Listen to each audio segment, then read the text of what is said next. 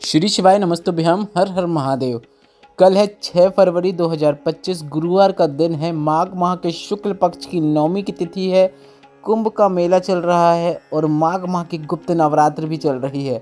और ऐसे विशेष दिन गुरुजी पंडित प्रदीप मिश्रा जी के बताए कौन से उपाय आप इस गुरुवार के दिन कर सकते हैं, उन्हीं की जानकारी हम आपको इस वीडियो के माध्यम से देने वाले हैं।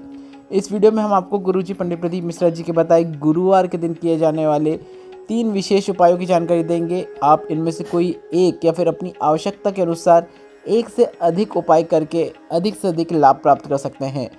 इस वीडियो में हम आपको जो उपाय बताएंगे वे गुरुवार के विशेष उपाय हैं। कुछ उपाय ऐसे भी हैं जिसे आप रोज भी कर सकते हैं, इसलिए वीडियो अंत तक देखें, हर जानकारी उपयोगी है। बढ़ते हैं पहले विशेष उपाय की ओर। गुरुजी ने एक विशेष उपाय की जानकारी पिछले शिव पुराण कथाओं में दी थी, जिसमें गुरुजी ने कहा था कि अगर भाग्य की रेखा सही नहीं चल रही है, जीवन में धन संपदा की बहुत कमी बनी रहती है, घर में पैसा आ ही नहीं रहा है, जिस काम में आप हाथ डालते हैं उसमें आपको वह कार्य पूरा नहीं होता है या फिर हानि हो जाती है, व्यापार उन्नति नहीं कर रहा है, नौकरी नहीं लग रही है, अर्थात बृहस्पति आपका चमक ही नहीं रहा है, तो आपको एक बार काशी विश्वनाथ जाना है। मतलब काशी जाना है। काशी में पहुंचने के बाद आपको बृहस्पतेश्वर महादेव मंदिर में जाकर बृहस्पतेश्वर महादेव का पूजन करना है या फिर अभिषेक करना है। आप चाहो तो जल से भी अभिषेक कर सकते हैं या फिर आप बृहस्पतेश्वर महादेव का स्पर्श करना है। मतलब कुछ ना कुछ तो आप अवश्य कीजिए। और इसके बाद ब्राह्मण देवता से, मतलब जो भी पंडित जी हैं वहाँ पर बृहस्पतेश्वर महादेव पर चढ़ी हुई एक बेलपत्र को उनसे आपको विनती करके ले लेना है। बस इतना ही करना है। आपने पुखराज पहना है कि नहीं पहना है, हीरा मणिक आदि पहना है कि नहीं पहना है, वह बेलपत्र इतना कार्य कर देगी कि जीवन में कभी भी आपको धन संपदा की कमी नहीं रहने वाली है। यह काफ़ी विशेष उपाय है जिसे आप कभी काशी जाने पर अवश्य करें।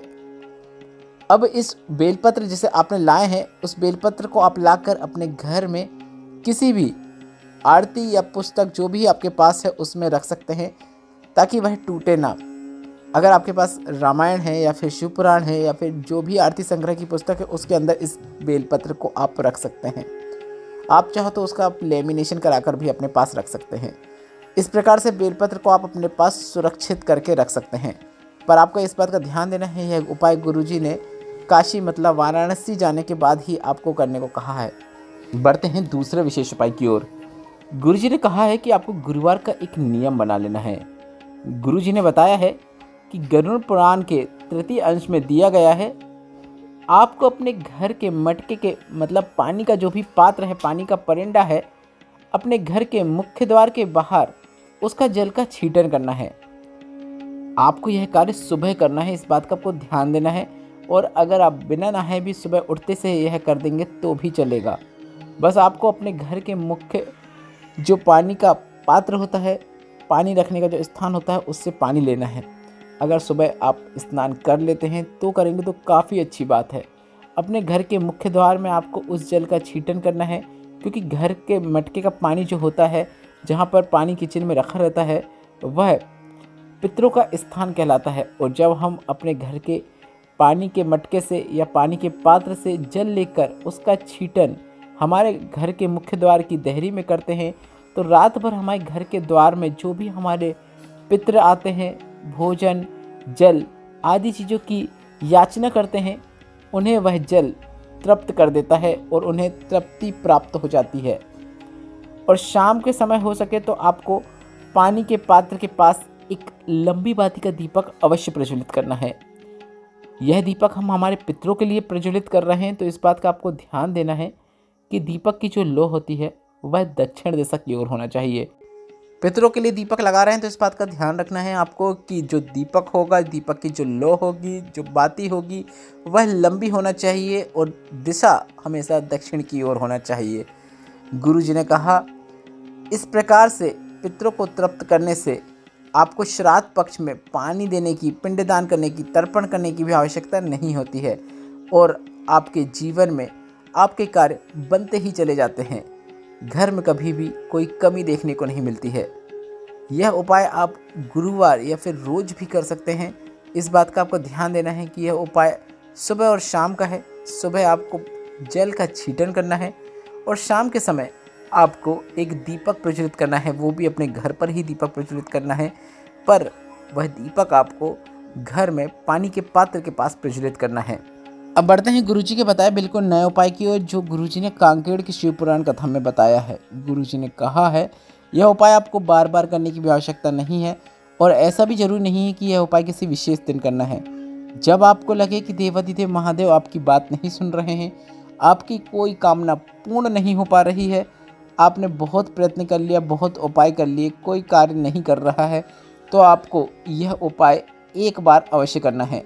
आप चाहो तो यह उपाय कुछ दिनों में, मतलब 1 या 2 महीने में एक बार करके ऐसा नियम बना सकते हैं कि 2-2 महीने के अंतराल में आप यह उपाय कर सकते हैं, पर यह उपाय बार बार करने की भी आवश्यकता नहीं है।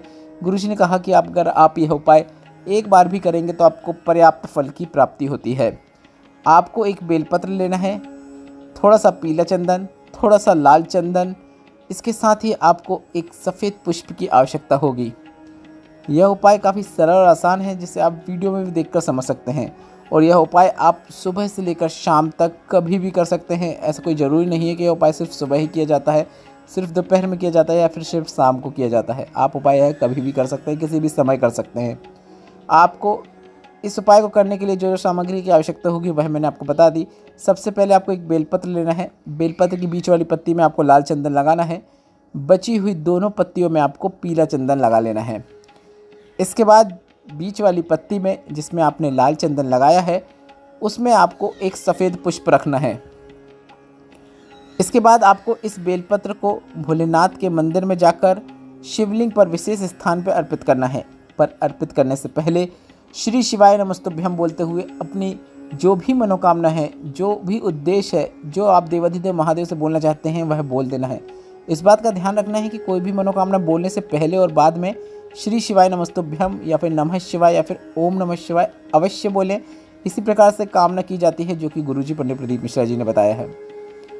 आपकी कोई भी कामना हो सकती है, धन प्राप्ति की हो, लक्ष्मी प्राप्ति की हो, कर्ज मुक्ति की हो, व्यापार वृद्धि की हो, नौकरी प्राप्ति की हो, वह कामना कीजिए और उसके बाद आप श्री शिवाय नमस्तुभ्यम बोलते हुए उस बेलपत्र को, जिसमें आपने लाल चंदन, पीला चंदन और एक सफ़ेद पुष्प रखा है, उसे आपको शिवलिंग में माता अशोक सुंदरी के स्थान पर अर्पित कर देना है। माता अशोक सुंदरी के स्थान पर आपको कैसे अर्पित करना है आप वीडियो में देखकर समझ सकते हैं। बेलपत्र उल्टी होना चाहिए और बेलपत्र की डंडी जलाधारी की ओर होना चाहिए। इस प्रकार से ही यह उपाय आपको पूर्ण करना है, बस इतना ही करना है। वीडियो में बताए गए उपायों से संबंधित कोई प्रश्न हो तो वे आप कमेंट बॉक्स के जरिए पूछ सकते हैं। मेरे द्वारा दी गई जानकारी अगर आपको थोड़ी सी भी उपयोगी लगी हो तो वीडियो को लाइक करके कमेंट बॉक्स में श्री शिवाय नमस्तुभ्यम या फिर हर हर महादेव अवश्य टाइप कीजिएगा।